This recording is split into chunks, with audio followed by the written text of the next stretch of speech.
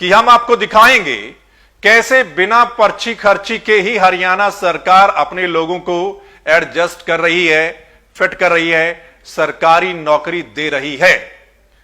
इसमें शायद पर्ची खर्ची की जरूरत ही नहीं पड़ी, क्योंकि मामला अपने नेताओं का है, मामला अपने नेताओं के बेटे बेटियों का है, इसलिए पर्ची खर्ची की जरूरत ही क्या है।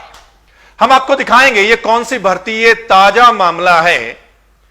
लेकिन उससे पहले जो मुख्यमंत्री साहब है मनोहर लाल खट्टर साहब, वो पिछले लंबे समय से यही बोल रहे हैं कि हमारी सरकार में पर्ची और खर्ची नहीं चलती, हमारी सरकार में मेरिट के आधार पर नौकरियां दी जाती हैं। तो अभी ताजा मुख्यमंत्री साहब ने बोला है और यह भर्ती भी ताजा हुई है, इसलिए हम आपको बताते हैं कहां पर बोला है, कैसे बोला है मुख्यमंत्री साहब ने।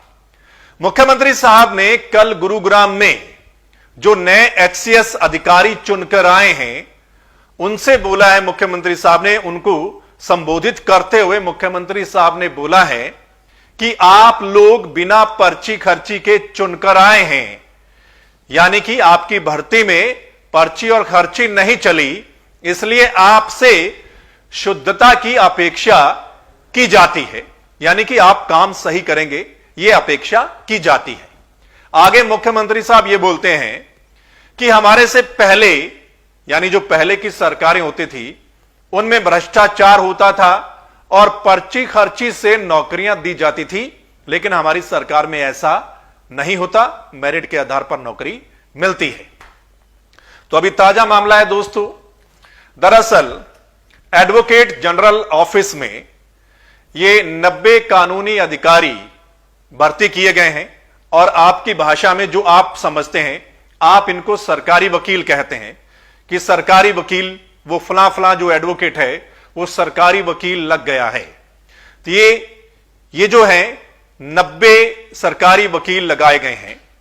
इनमें हम आपको बताते हैं दोस्तों कि बीजेपी और जेजेपी नेताओं के बेटे बेटियों को फिट किया गया है, एडजस्ट किया गया है। ये कौन लोग हैं वो हम आपको बताते हैं, फिर चर्चा भी करते हैं।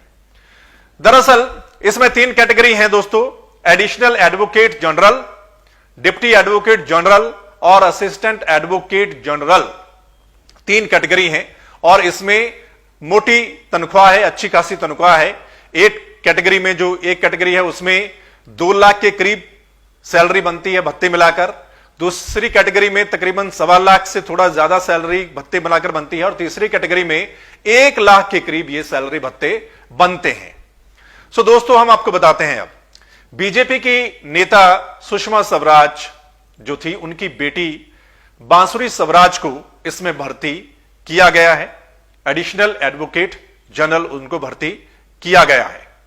उसके बाद हम बात करें बचन सिंह आर्य, बीजेपी के नेता है, उनके बेटे रणवीर सिंह आर्य को इसमें भर्ती किया गया है और इसमें बीजेपी के जो चंडीगढ़ के अध्यक्ष हैं अरुण सूद, उनकी पत्नी अंबिका सूद को भी इसमें भर्ती किया गया है।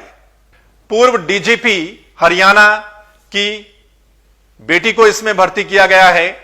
और अब आते हैं बीजेपी में शामिल हुए इलेक्शन से पहले इनेलो में थे, विधायक चुनकर आए, लेकिन चुनाव से पहले बीजेपी में शामिल हुए थे परमिंदर सिंह ढुल, उनके बेटे रविंदर सिंह ढुल को इसमें एडिशनल एडवोकेट जनरल भर्ती किया गया है। उसके बाद जननायक जनता पार्टी के जो प्रदेश अध्यक्ष हैं निशान सिंह, उनके बेटे को इसमें भर्ती किया गया है, रुपिंदर सिंह को एडिशनल एडवोकेट जनरल उनको भर्ती किया गया है। और इसमें जो राम कुमार गौतम है, जननायक जनता पार्टी के जो विधायक हैं जिन्होंने आजकल अपनी आवाज बुलंद कर रखी, उनके बेटे रजत गौतम को भी इसमें डिप्टी एडवोकेट जनरल भर्ती किया गया है। तो ये वो कुछ नाम है दोस्तों जिन नेताओं के बेटे बेटियों को इस भर्ती में एडजस्ट किया गया, यानी कि इन नेताओं को ही, इनडायरेक्ट वे में कहें कि इन नेताओं को ही एडजस्ट किया गया है।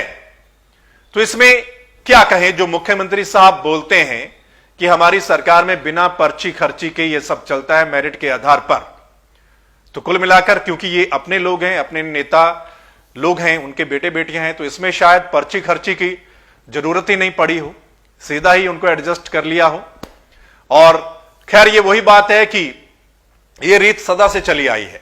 जिसको भी मौका मिलता है, जिसका भी दाव लगता है, जिसका भी तुक्का लगता है, जिसको भी सत्ता मिलती है, जिसको भी कुर्सी मिलती है, किसी ने कसर नहीं छोड़ी, अपने लोगों को एडजस्ट किया है।